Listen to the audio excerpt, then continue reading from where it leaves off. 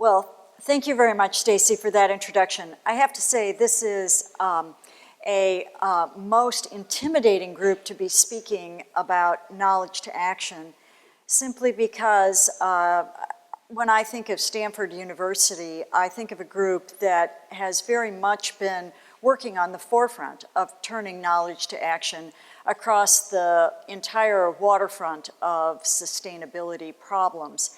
And so it was really hard for me to think about what I could come and tell you about that you don't already know. So I hope you'll bear with me as I go through some things that occurred to me that hopefully there'll be at least one or two little nuggets that will be something that make you think. And if not, this will be a review for your final exam at some point. Okay, so let me start. In terms of knowledge to action, I believe that it's important that we tailor the approach to the user of the information. And I wrote down here basically 3 different types of users that one might have. Because I think that just like, you know, I think in this room we've probably got one kind of user, but if we look at the broad category around, if we look around the US even, much less around the world, we've got different kinds of users. There will be users that always want to do the right thing. And all you have to do is give them the right information and they will be absolutely inclined to do the right thing. And they will be really smart people and they'll wade through complex information just in order to do the right thing. And there are other users that will want to try to do the right thing, but the information might be really, really complicated. And so if you want them to do the right thing, you've got to make it really, really easy for them. And so again, it's well-meaning people, but you got to make it really simple for them. And then the third category is people who might not be at all inclined to do the right thing. And you all know who those people are. They're people who might not be inclined to be automatically worried about sustainability, or worried about the future of the planet, or worried about anything beyond next Saturday night. And it's that group that we have to be a little bit, well, a lot more clever as to how we incentivize them to do the right thing. Okay, so let me talk about first the people who want to take the right action, but the right action might be counterintuitive. And for those people, we have to make sure that they have the right information. And as long as we give them the right information, they will do the right thing. But if left to act in a vacuum of the right information, we might find that even well-meaning people are making the wrong choices. So let's go with a show of hands. Here I've got 2 cars. What kind of car should I drive? We've got car A, the Volkswagen diesel, or car B, the Tesla electric. How many people here think that the Volkswagen diesel is the most environmentally appropriate car to drive? Let me ask for, first of all, show of hands for car A. Okay, we've got 1 hand for car A. Okay, and how many think car B, the Tesla electric? How many hands for that? Okay, now let me tell you, you're both right. You're both right, and it all depends on where you live. Car A is right for actually most of the United States. And car B is right for actually probably most of the people in this room because they live in California. But California is not most of the United States. And so, quite helpfully, the authors of this map put together 2 maps showing the environmental cost of vehicles. And the map on your left shows the environmental cost of vehicles for something that is powered by gasoline versus on the right, something that is electrically powered. And what you can see on the right side is that the electrically powered vehicle is definitely, with the large red, the very poor choice. So the Tesla would be the very poor choice for anything in the Dakotas, Minnesota, Southeast US, Northeast, anything but Texas and the West. And the reason is that if you have a Tesla vehicle and you go and plug it into your power, but your power is coming from a coal-fired power plant, that is actually environmentally a really bad thing to do. And so you're much better off driving that Volkswagen that gets 45, 48 miles per gallon, and that environmentally is the better thing to do, which is shown by the map on the left. And the map on the left shows that there's only a few little spots that are red for that gasoline-powered vehicle on the left, and this happens to be one of the spots where that gasoline-powered vehicle is not your correct choice, and the Tesla actually is your correct choice. So a map like this helps consumers make wise choices depending on what your source of electricity would be. Okay, so that's a situation where putting out a simple map like this can help well-meaning people make good choices. Now, a map like this would have to be updated as the power grid changes. And of course, if you're like me and you have solar panels on your roof, you might have your house even in a yellow or green area, and you would still say that the Tesla is your better choice, even if you don't live in an area which is red for the gasoline car, because I make my own power from the sun, so that would be fine. All right, so let's go on to the next question, where you've got some people who want to take the right action, but knowing the right action is complicated, it is situational, and it might even be ephemeral, and much more ephemeral than just changes in the power grid, for example. And the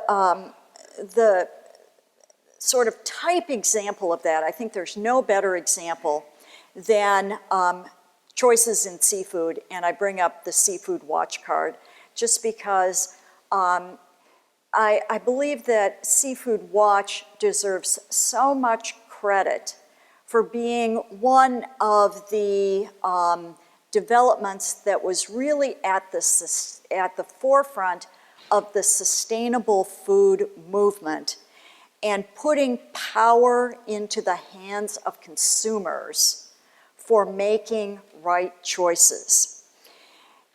And in the early days, there was a little card you had.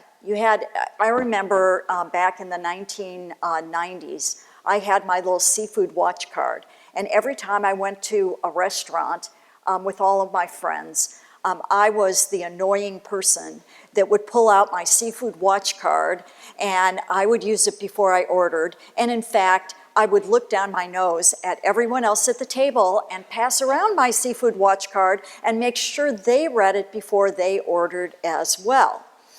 But to show you how complicated the seafood choice issues have become, let's take a simple example like Chinook salmon and what the Seafood Watch recommendations are, where green is best, the best choices, yellow is good alternatives, and red is avoid. We're just doing Chinook salmon. Chinook salmon, that's all we're worrying about. Okay, the Seafood Watch choices are, we have 4 categories of best choices for Chinook salmon, depending on exactly where they're sourced from, what exact river basin they come from, and exactly what kind of fishing gear is used to get those Chinook salmon. Then, in terms of best alternatives, we have 5 different good alternatives that could also be your choice, again, depending on which particular river it comes from and what kind of fishing gear is used. And then for the same fish, we have 3 avoids, depending on which river it came from and what kind of fishing gear it's used. Now you can imagine how complicated my Seafood Watch card would be today if that was just for one fish, much less all of the fish that you have. So fortunately now, Seafood Watch has come into the digital age, and so now my Seafood Watch is on my cell phone. And the beauty about this is it geolocates, it knows exactly where I am. So if I'm in a restaurant in Bangor, Maine, it just pulls up the information for the fact that I'm probably having Atlantic salmon in Bangor, Maine, and it gives me the information that I need to know for my location, and it gives me my best choices, my good alternatives, and what to avoid. And so it helps me make good decisions by using the cell phone technology and the geolocation.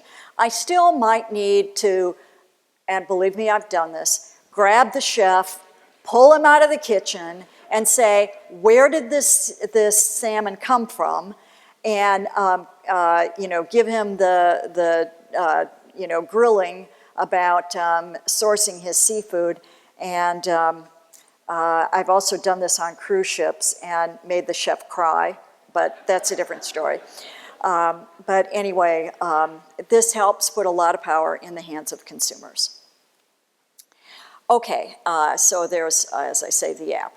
Okay, let's go on to the last category here, which is the one where I think we probably need to put the most effort now. Because while I'm preaching to the converted here, I got a room of people that want to do the right thing, and we'll probably all go out of our way to make sure we do the right thing. We've got lots of people in this country who probably wouldn't even walk across the street to do the right thing, and therefore we need to find other ways to motivate it. So there are some actual good news stories of ways in which some people who have not necessarily been inclined to take the right action, people have found ways to get the correct end justification by finding other ways to motivate them. And I just want to give you a few examples. So one of them is, let's look at greenhouse gas emissions. One of the worst sources of greenhouse gas emissions is coal-fired power plants. They put out twice as much greenhouse gas emissions as, for example, a gas-fired power plant.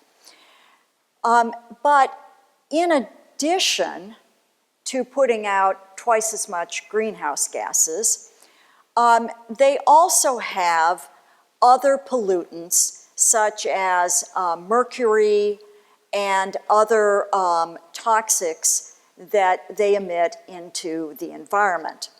So you heard from Stacy's introduction that several years ago I was director of the U.S. Geological Survey. And while I was director of the USGS, one of our scientists from the Wisconsin Water Science Center did a study of the impact of mercury in the environment. His name was David Krabahoff. And David produced this map of methylmercury in the environment. And what he showed was that mercury pollution in the environment basically mapped onto wetlands where elemental mercury is converted through bacterial action into methylmercury, and it is transported downwind from coal-fired power plants where it is deposited into these wetlands, say in the Everglades, in the duck factory of North Dakota, in Maine, in other places like that, in Louisiana and Texas, so that the coal-fired power plants of Atlanta, of Kentucky, Tennessee, they don't necessarily have direct impact of their local residents, but it is sometimes the neighboring states that pay the largest environmental price for the environmental pollution from the mercury. And they showed that the mercury then gets into the food chain and poisons the fish, that in some cases the fish were so laden with mercury poisoning that there were advisories warning people in these areas of literally how many fish they could eat per month without suffering the risk of neurological degeneration. So it was based on this map that EPA instituted its rulemaking to limit the lead or the mercury coming from coal-fired power plants. And many of these coal-fired power plants found that it would be less expensive rather than to scrub the mercury from the smokestacks, because natural gas was so inexpensive, it was easier just to switch from coal to natural gas. So the actual effect of this was to reduce CO2 in the environment, but it was based on a health risk, not on a climate change risk. So as I say, the health concern was used and it ended up being to the benefit of climate change.